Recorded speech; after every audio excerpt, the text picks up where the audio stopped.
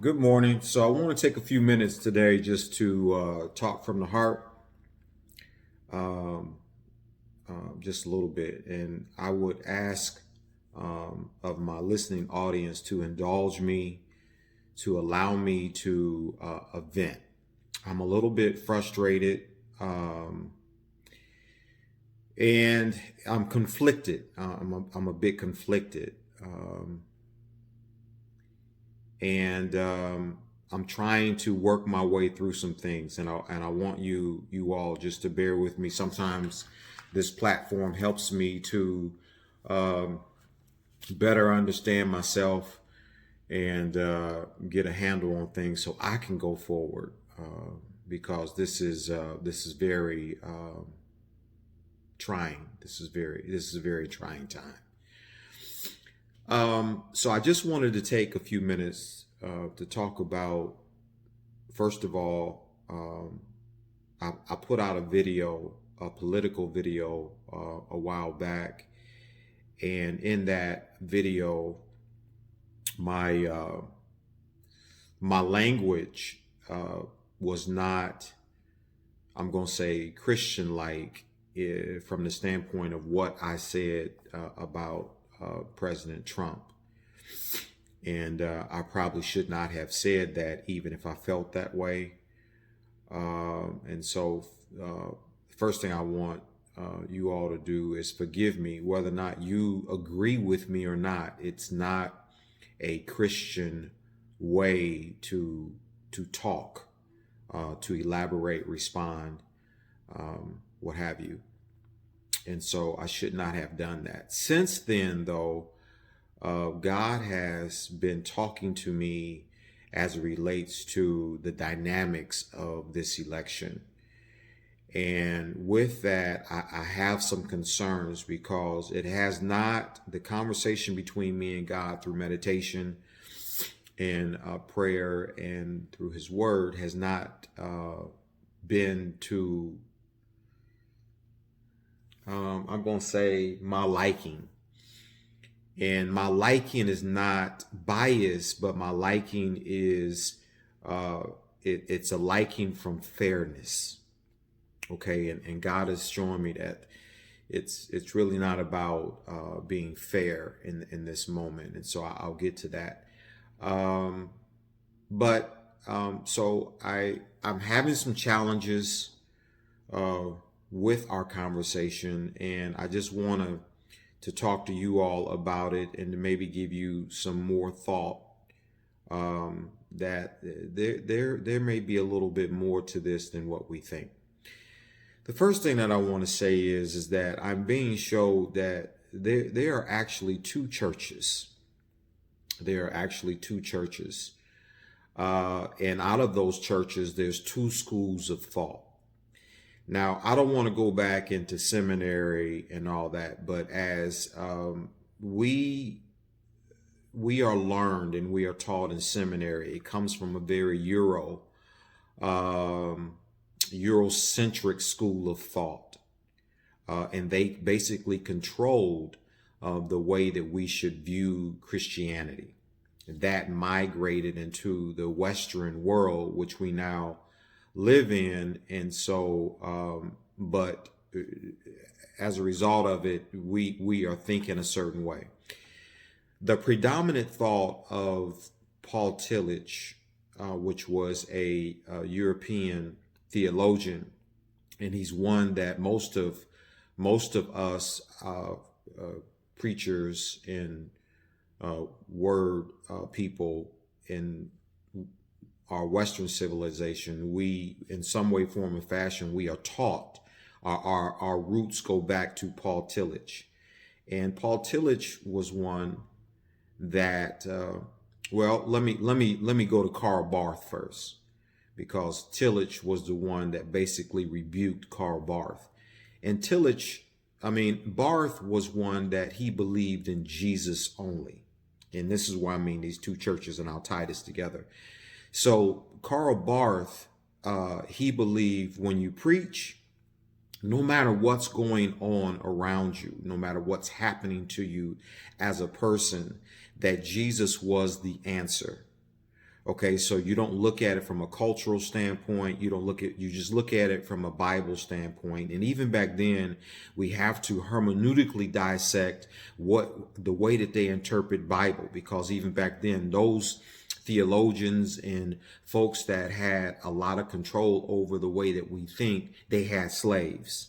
So I take issue even with that. Anyway, this can go real deep. So it may take me a little time. Bear with me.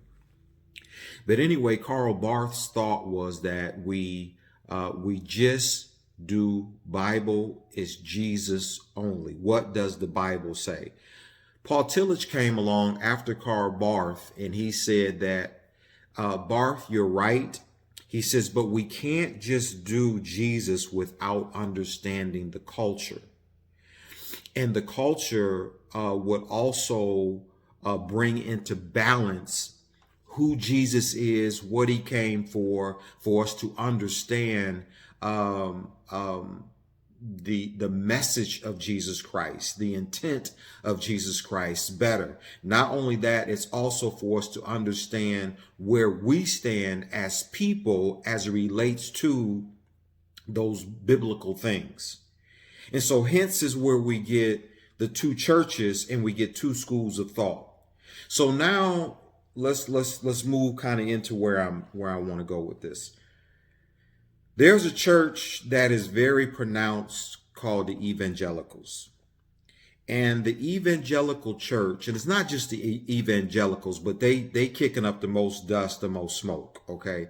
Those would be the Kenneth Copelands, the Paula Whites, the Jerry Falwells, all those, predominantly those that's got a lot of money, they got influence, but they also have a big stronghold into politics.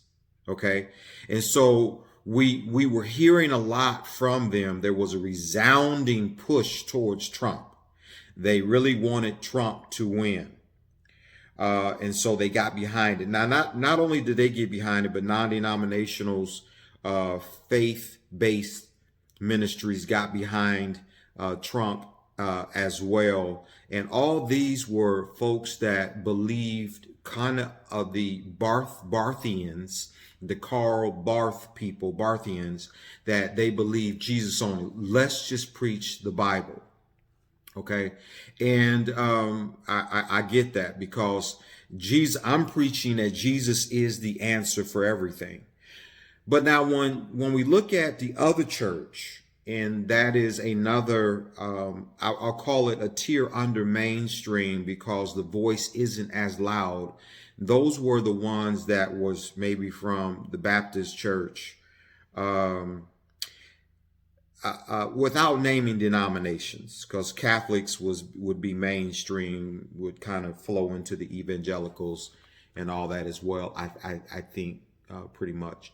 But the other church is the ones, because I'm getting to the whole voting in the election and the outcome of the election at this point, because we don't know what the outcome is going to be until January 20th. But as we look at the other church, that church was up under the Paul Tillich understanding, is that we do preach Jesus, but we preach Jesus culturally related. Even though when Tillich, when he brought this new theological concept into Christianity, even then he himself, with this new revelation understanding, it omitted black people. I'm going somewhere. It omitted black people. So it was culture. He was saying you can't understand Bible, or you can't understand Jesus without culture.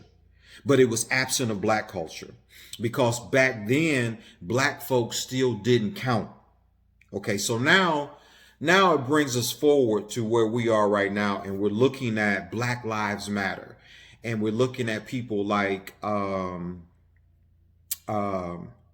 gosh, I can't think of the preacher down there, the brother in Atlanta.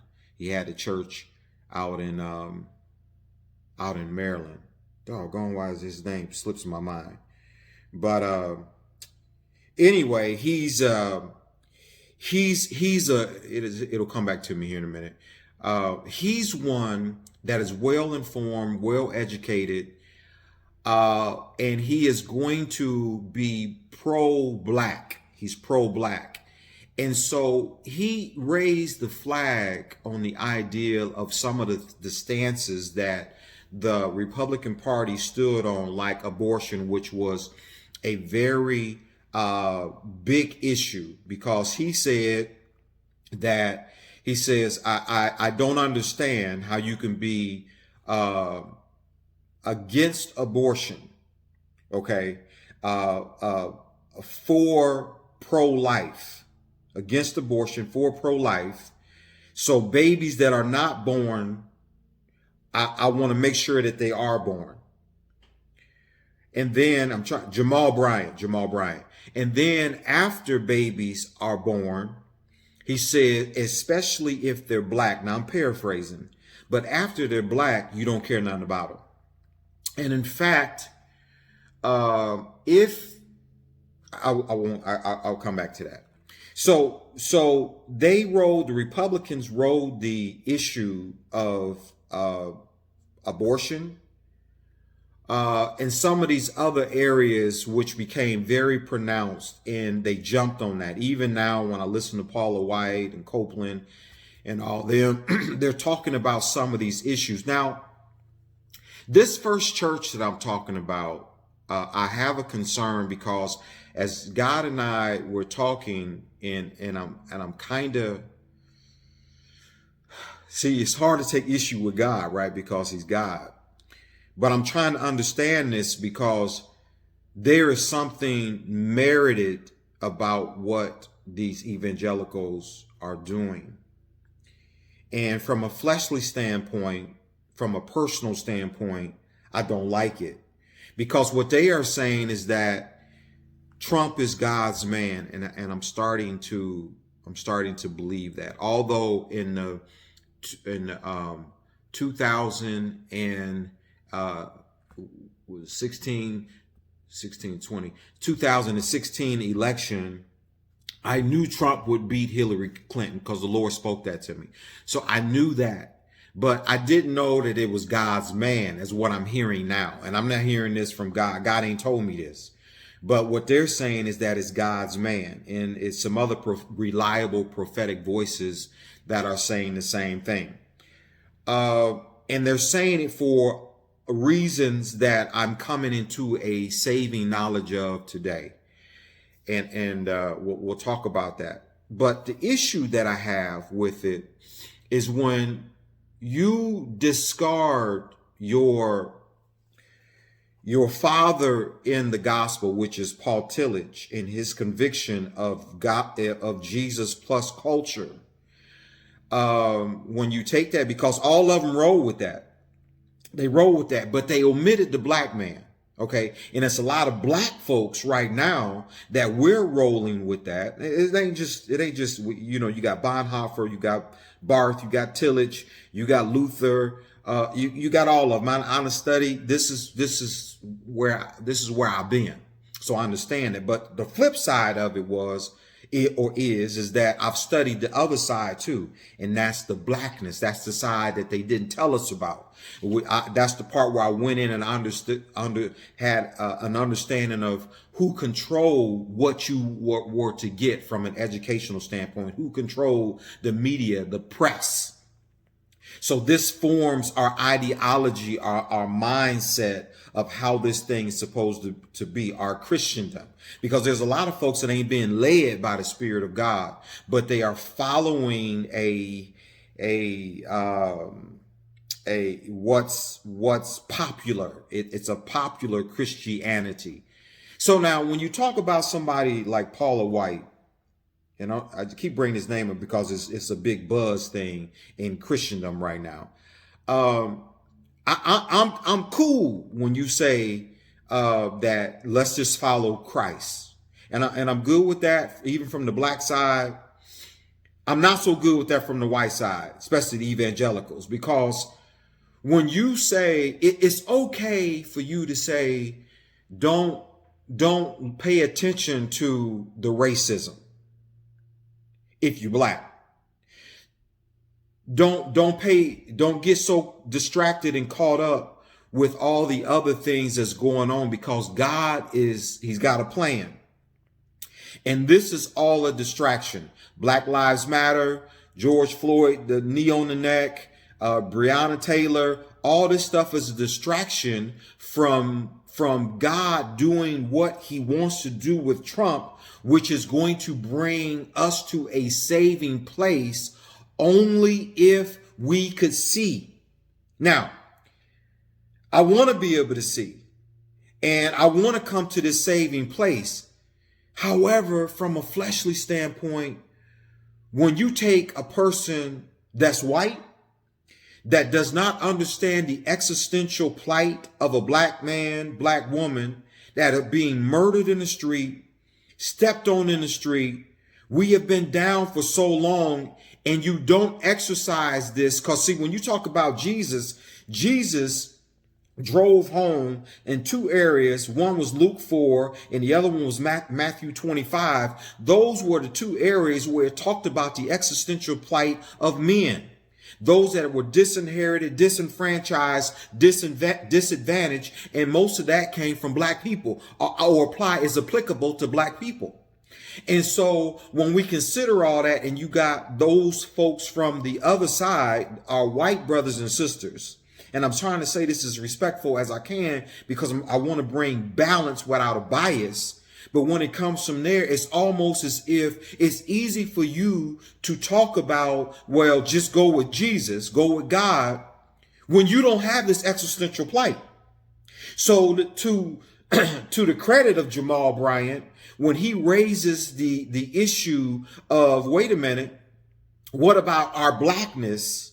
And he makes that more pronounced, or our existential issues as it relates to inequality and all that, he makes that pronounced, then you say discard that.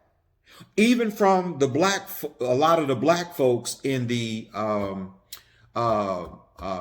Christendom, preachers of renown, a lot of them are saying the same thing. Now, here's what I'm gonna do. Before I get in this, let me take a short break because I'm at 17 minutes. And then I'm going to come back and we're going to pick this back up.